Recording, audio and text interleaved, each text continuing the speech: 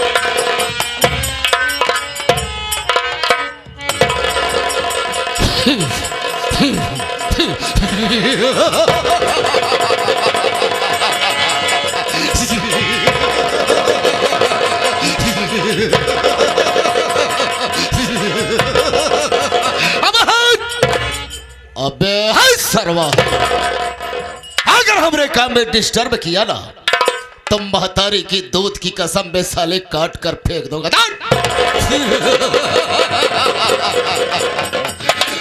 अरे हाय जिद कबरी से और पीछे में अब साले और पीछे।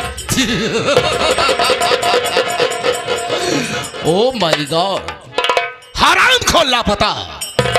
जब मैं कहीं से भ्रमण करके अपने हवेली के तरफ आता हूं तो हमारे यहाँ साला एक पुड़ई नाम का नौकर है, हमेशा ससुरा गैर हाजिर रहता है। आज मैं थोड़ी देर यहाँ बैठकर इंतजार करता हूं और मैं देखता हूं हरामखोर कब आता है।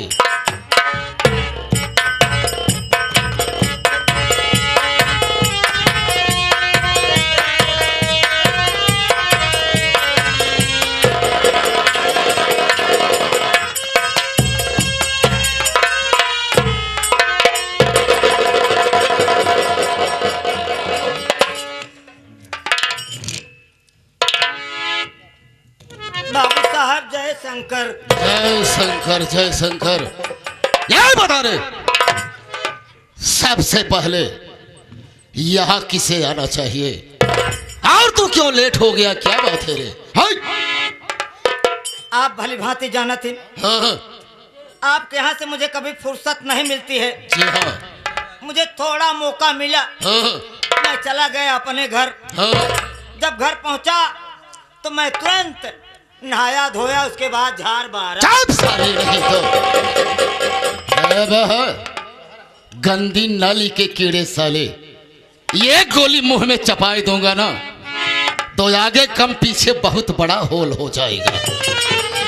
ये बात है, जब तू अपने घर गया नहाया धोया तो साले झाड़ बारा क्या है बे? वही जो सब झाड़ते हैं। यानी अपने तू बाल को झाड़ा। हाँ वही तो साले ऐसा क्यों नहीं कहता बे? जल्दी में निकल गया हुए। सारे जल्दी में तो हर निकल ही जाता, इसीलिए तो लेट हो गया। और जब मैं कपड़ा उपड़ा पहना तो एकदम वट वट में हो गया। और जब पहना तो मैं निकल गया गांव में। जैसे एक दोस्त के यहाँ पहुंचा वैसे हमारे कानों में आवाज आई, अबे पड़ैया रे। जब इतनी आवाज सुना मैं वहां से तुरंत दौड़ा दौड़ा आया, इतनी दूर पे खड़ा हो गया तो हमारे बाबूजी मुझे बड़े प्रेमन बुलावे लगे। कहन बेटवा हमरे लगे आवा।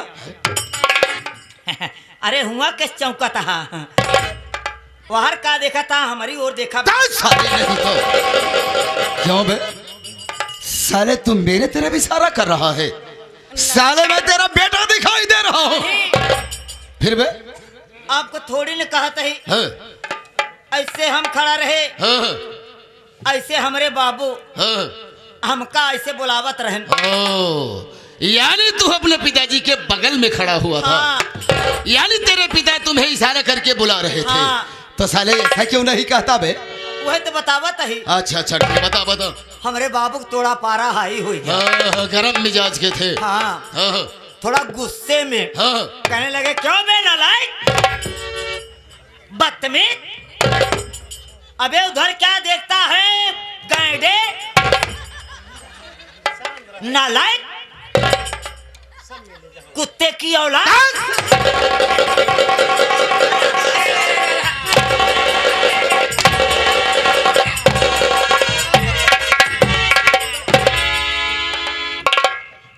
गीदड़ की औलाद साले, क्या बदतमीज है। दबा दूंगा टेठुआ साले, सदा सदा के लिए भगवानों को प्यारा हो जाएगा। हरामखोर दिशा सोल की औलाद साले, तू मेरे तरफ इशारा कर रहा है। हराम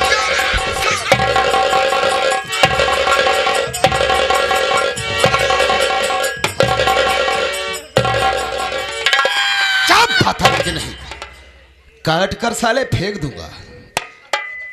तो के कहा था साले मेरे तरफ इशारा क्यों कर रहा है?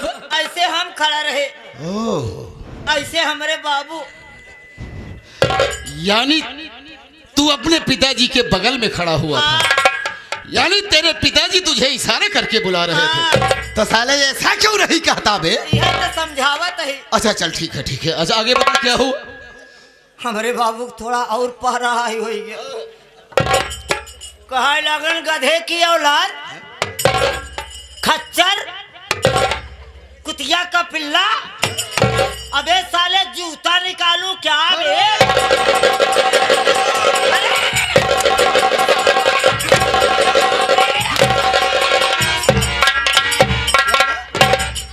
किसको जूता निकाल रहा है?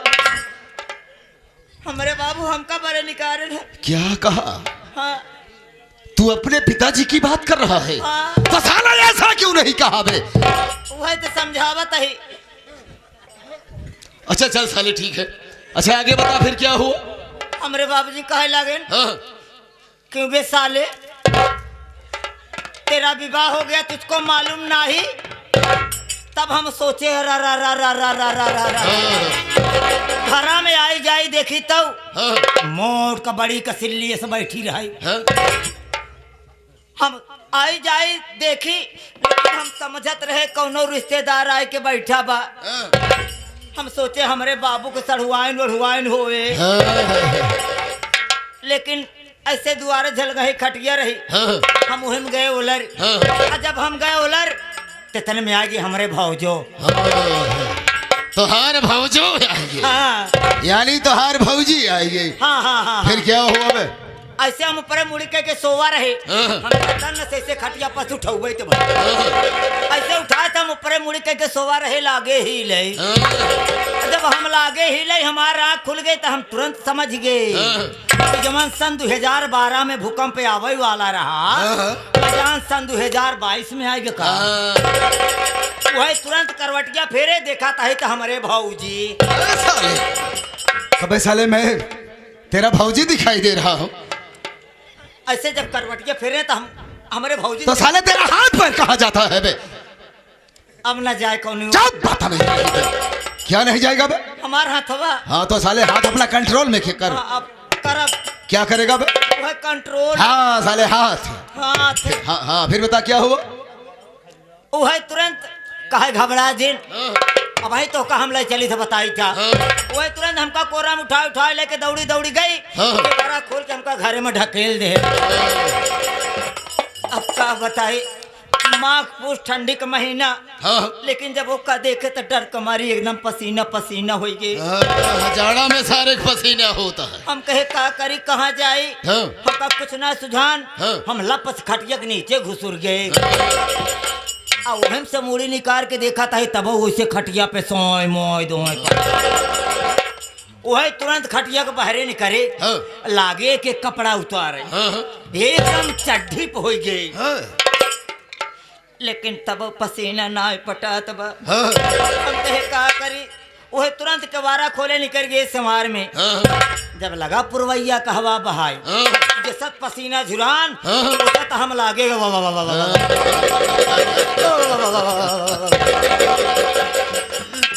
यानी ठंडी तुझे सताने लगी। ऐसी बढ़िया तो हम घर में रहे। वह तुरंत दौड़त दौड़त आए, केवारा में हाथ लगाए, देखा था अंदर से केवारा बंद। अब हम के हर जाए लागे चारों ओर चक्कर मकर देखे हमका कुछ ना दिखान दिखान कोई रहिया मशीन दो आटा पैरा धरा रहा एक आटा लेन खोल दिए फैलाई और वही में हम गए ओलर ऐसे एक ओरी बन्हना पकड़े तो हम गए नाथ और जब गए नाथ पैरा गरमाहट पाए तो हम गए सोए हो गया सबेर इतने में हमारे माई गोहरावत बाप अरे हे पड़ैया के बाबुआ रतिया ले तवा गड़सवा फरगल पैरवा बाल ले सुनत ही लेकिन हम डर के मारे कुछ बोलत ना इतने में आएगी हमार मेहरुआ कहत भे अम्मा तू बाबू हिंचला हम लगाई दे अब मेहरारू लाग लगावे माई बाबू लागे हिंचे पहले आटा चुक गजौने में हम बाटी कौनो तरह उठाए के पतनारा मधाई दे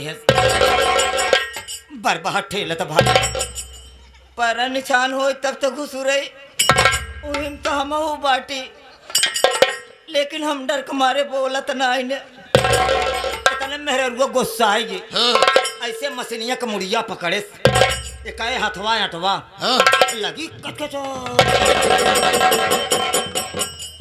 कचकचाए के ठेले तो हमार मुड़ी लाग धीरे धीरे सरक जैसा तो मुड़ी सरकी जात बा ओ सत मुर्रा कसे जात बा लेकिन हम अब डर के मारी ना न बोलत ऐसे खसकत हमार मुड़िया कट के होता नहीं दुरिया पे चली गई जब हमार अम्मा देखे खून तो बहुत तेज चिल्लान अरे मोरे राम है या खून मेहरारू आएगी कहाँ कहाँ अम्मा दुल्हन मेहरारू कहा खूनवा तो गिरा लेकिन कहा कटा ऐसे चारों ओर देखत बा इतने मोरे मेहरुआ की निगहिया मोरे मुड़िया पे पड़ गए हमार मेहरुआ हमका देखत बा हम अपने मेहरुआ का देखा था ही लेकिन हम कुछ डर के मारे बोलत ना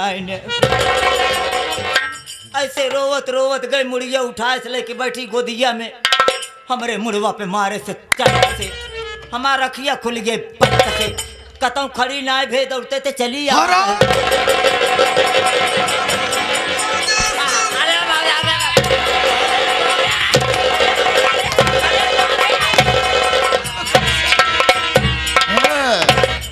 क्या हुआ बे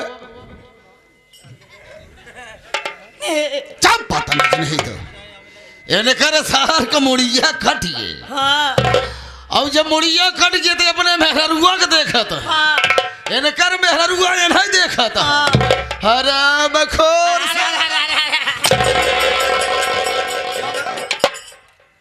साले सपने की बात तो नहीं बता रहा हाँ बाबू साहब ये सब सपन की बात है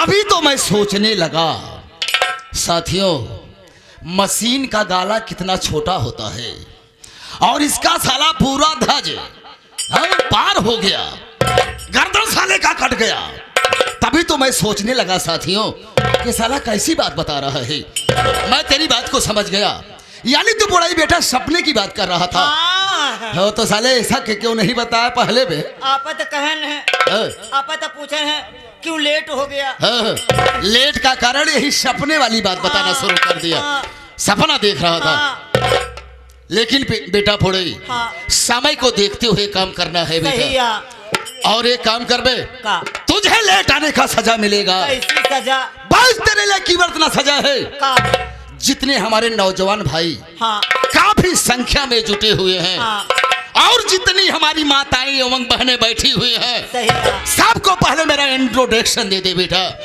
यानी हमरा पता बता देवे कि मैं कौन हूँ और कहाँ का रहने वाला हूँ रे बाबू साहब ना तो हम कभों दिन में ले न तो हम कभों रात में ले न तो हम रास्ता चलत ले न तो बैठे पे ले न तो खड़े पे ले न तो उलरत ले बार दूंगा साले थोबड़ा बैंड हो जाएगा क्या नहीं लिया बे बतावा क्या नहीं लिया जब आज हमारे सामने आप वहां थे आपको मुँह पे कैसे ले पता नहीं से नहीं था पढ़ाई बेटा मैं समझ गया हाँ यानी तेरे कहने का मतलब ये है कि बड़ों के सामने बड़ों का नाम लेना नहीं चाहते हो हाँ ना ले पता नहीं अबे क्या नहीं लेता अबे? नाम। तो साले नाम का नाम पहले लिया कर बे। अबे भाई क्या लेगा? नाम। नाम। हाँ। मैं समझ गया, यानी बड़ों के सामने बड़ों का नाम लेना नहीं चाहते हो, जी। बड़ों का मान सम्मान करते हो। बहुत सम्मान करी। जब बदतमीज नहीं। अबे साले कैसा सम्मान करता है अबे? आप तो कहते हैं। अबे मान सम्मान कहा जाता है। वही तो कहे हैं। हाँ वही तो साले। अबे साले तेरी उल्टी पैदा ऐसे ही हो गई है क्या बे? वो समय हमारा आंखें बंद रही, हम ना देखे। हाँ हाँ सारे ना देखा उकरू मुकरू पैदा भा। हाँ।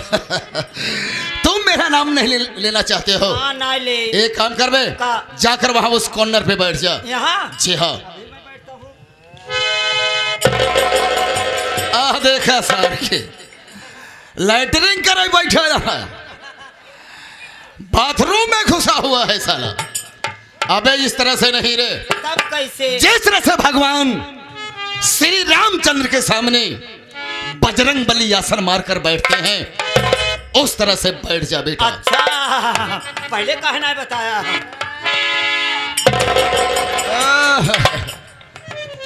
देखा सारे हनुमान जी हो गया।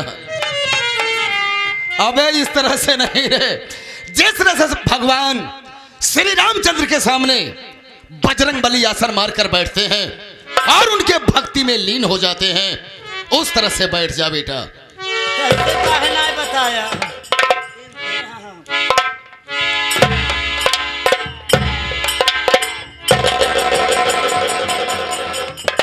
बैठ गया बे? हाँ तो साथियों, अब आप लोग मेरा परिचय लीजिए कि मैं कौन हूं और कहां का रहने वाला हूं और हमारा नाम क्या है और हमारा काम क्या है। साथियों मेरा नाम, माय नेम इज श्रीमान बाबू राय बहादुर सिंह। बाबू राय बहादुर सिंह। बाबू राय बहादुर सिंह। बाबू राण बहादुर सिंह। बाबू राण बहादुर सिंह। बाबू राण बहादुर। अरे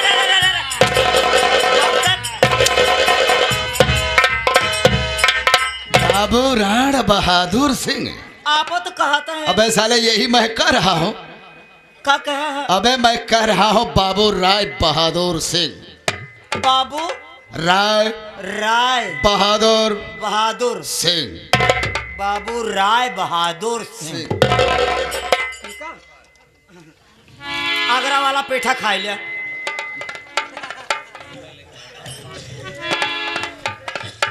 हाँ तो साथियों मेरा नाम बाबू राय बहादुर सिंह है। दोस्तों साथियों, राय बहादुर और राय बहादुर है, ना कभी सर झुकाता है।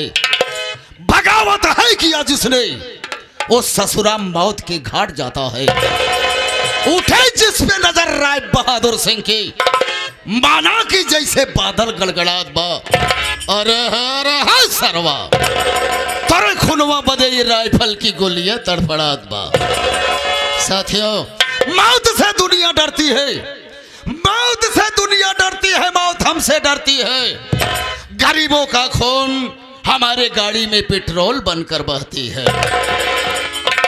साथियों मैं जिला कौशाम्बी, ग्राम बेलापुर गांव का रहने वाला हूं और मेरा नाम बाबू राय बहादुर सिंह है। दोस्तों हमारे ही गांव का एक राम गरीब किसान है ससुरा, वो हमारे यहां से 5,000 रुपया कर्जा ले गया, लेकिन 6 महीने का दिन बीत गया, ना तो साला काम पर आया, ना तो मूलधन ब्याज दिया। साथियों आज मैं ये सोच रहा हूं राम गरीब के यहां चलूंगा और मैं अपना पूरा पैसा वसूलूंगा।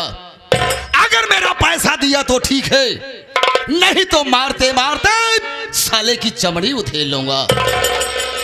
ए बेटा बुढ़े जी, एक काम कर बे, जाकर बही खाता लेकर आ। कहाँ बाटिन? क्या बे? तार बहनिया। साले मार दूंगा, साले थोड़ा खराब हो जाएगा। अबे साले रजिस्टर जानता है? हाँ हाँ हाँ हाँ हाँ जानता है? हाँ। जिसमें सब लिखा पढ़ी वाला काम होता है। ऐसे कहे नहीं बताया। हाँ। तू सोझे कह दे जा हमार बहन उठा के लिए। जब साले नहीं तो अबे बही खाता मैं कह रहा हूँ, जिसमें सब हिसाब किताब लिखा रहता है। जाकर वही खाता लेकर आ। हाँ। और वही खाता देखकर बता कौन कितना पैसा ले गया है और कौन कितना ब्याज दिया है, कितना मूलधन बाकी है, जी। सब बता मुझे। अभी मैं आता हूँ। जाओ।